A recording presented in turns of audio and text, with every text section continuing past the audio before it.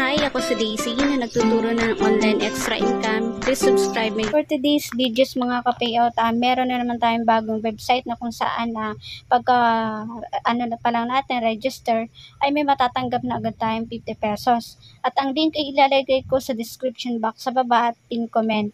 And then i-click nyo lang yung link and then pagka-click, mapupunta kayo sa isang website and then i-install nyo yun.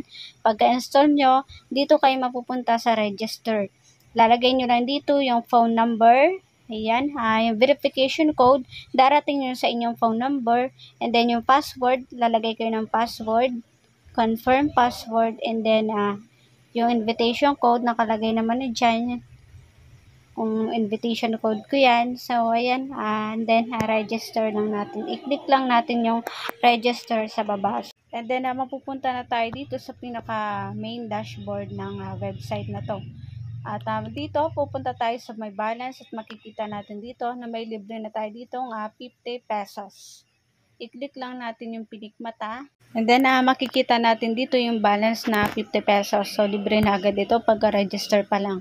At dito sa pinaka-main na nga, balik tayo dito sa pinaka-main.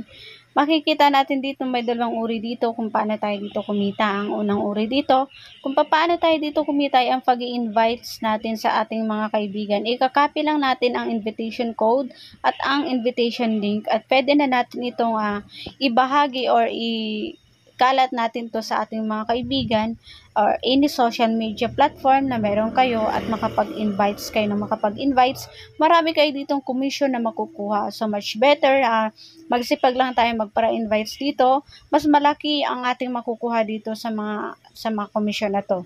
So mas maganda, i-share nyo na ito sa lahat ng mga social media platform na meron kayo. At yun nga, pangalawang kitaan dito ay bibili tayo dito. So, ibig sabihin na may puhunan ito. So, kapag may puhunan, alam naman natin na kapag may puhunan, hindi natin alam kung hanggang kailan ito tatagal. So, hindi natin malalaman kung ilang buwan ba ito or ilang linggo lang ito. So, hindi natin alam yon. So, mas maganda pa rin na kumita tayo dito sa pamamagitan ng libre lang at walang puhunan sa pag-i-invite. So, mas maganda pa rin yung doon tayo kumita sa mga palibre lang nito. So, nasa sa inyo pa rin kung kayo ay bibili. At yun, disclaimer nga lang, nasa sa inyo pa rin kung kayo ay bibili. So, dito nga sa unang kitaan, ayan kung bibili tayo dito ng pinakamababa nilang product ay worth of 600. Kay Micro Power Station, 20 kW. Serviceable cycle, 25 days. Early revenue nila ay 1.67. And then dito sa small power station, 50 kW, serviceable cycle, 50 days. And then, ang early revenue niya ay 4.69. So, yun nga, 1,800 pesos yan. And then, dito sa pangatlo, ayan, i-scroll lang natin, medium power station, for 11 kW. Serviceable cycle niya is 75 days. Ang early revenue niya ay 15.63 worth of 6,000 pesos na product. Dito sa 1.8, ayan, makita nyo 12,000. Dito sa 12,000, medium power station to. Serviceable cycle, 100 a day, 100 day. Early revenue, 29. Then, worth of 12,000 pesos.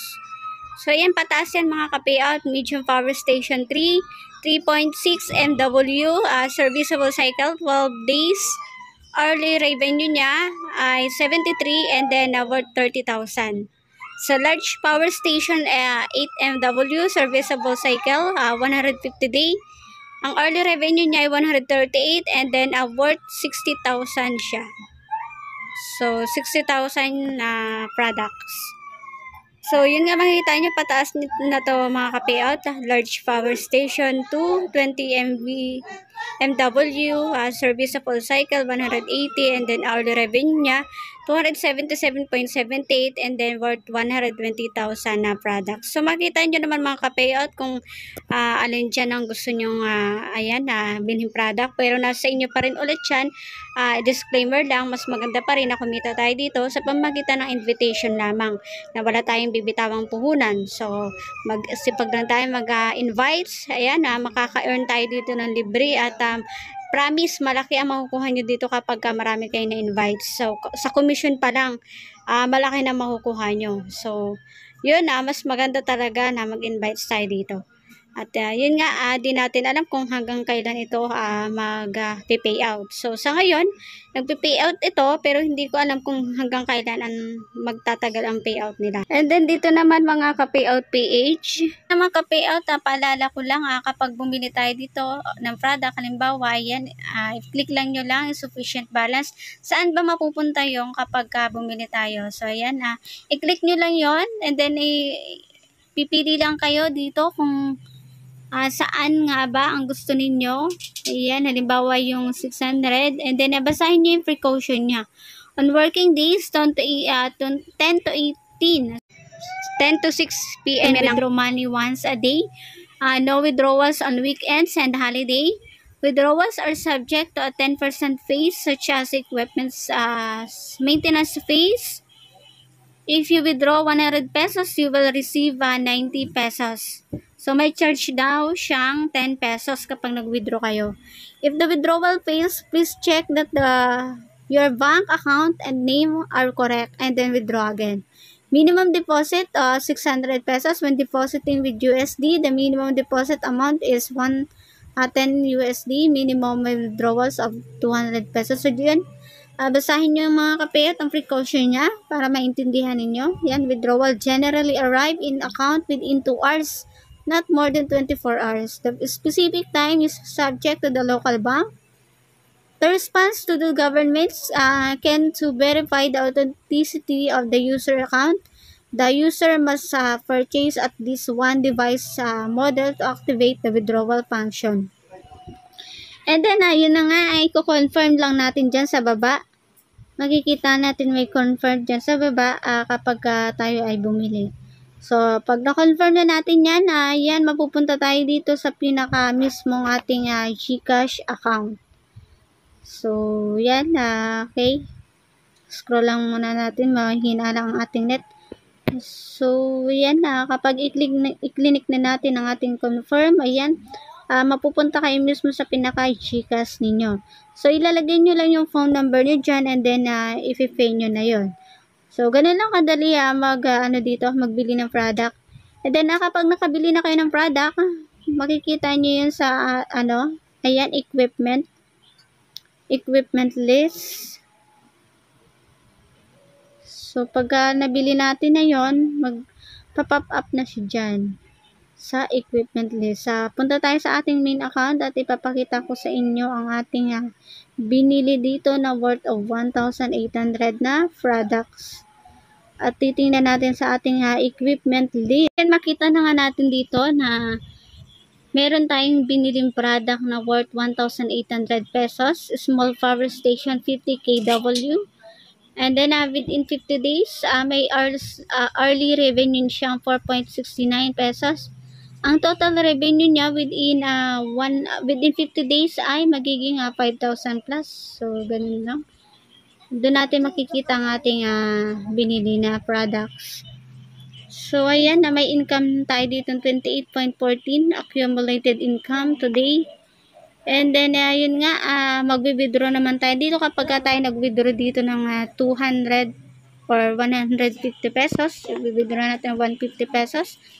Ilalagay muna natin ang ating account dito sa receiving account number. I-click natin itong receiving account number, and then ilalagay natin dyan ang ating bank account. Yes, lalagay natin ang bank name. Ayan, mamimili tayo kung anong bank name dyan. And then, please enter the name of the payee. Ayan, makita yung mga bank name nila. Kung GCash, BPI, BDO, Metropolitan, Bank and Trust, Land Bank, Security Bank, Union Bank, Philippine National Bank, China Bank, West Banking, RCBC, United Coconut Planters, Asia United Bank. So, yun nga, pipili lang kayo dyan mga kapayat kung ano yung gamit ninyong bank name. And then, pagkalagay nyo dyan, syempre ako GCash ang ilalagay ko dyan. So, dito sa face name, lagay nyo. Yan, i-encode nyo lang yung number nyo doon. Dito sa precaution, basahin nyo mga kapayat dito bago kayo makapag-withdraw sa precaution. So, sinasabi dito na please fill in carefully and truthfully when adding a payment method. If the withdrawal fails due to an incorrect entry, the loss shall be borne by the individual. And then, number 2, on working days, 10 to 6 p.m. lang siya pwede mag-withdraw.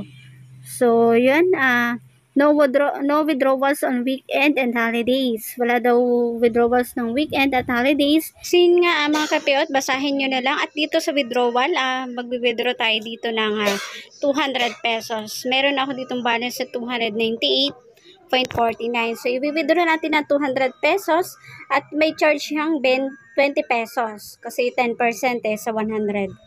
So, makita natin dyan sa baba, may confirm, i-confirm natin, and then success. Nag-success na yung withdrawal natin. And then, makita natin na 98.49 na lang yung balance niya. And then, sa withdrawal record, makikita natin dyan yung amount na 200 pesos and then handling fee, charge 20. So, 180 na lang. And then, dito sa text ng GCash, ayan, makita mo na mayroon ako na-receive na 180 pesos. So, galing sa website na to. So, yun lang. Thank you for watching. At huwag kalimutan mag-subscribe, like, share, comment, at i-hit ang bell for notification updated. See you on my next video.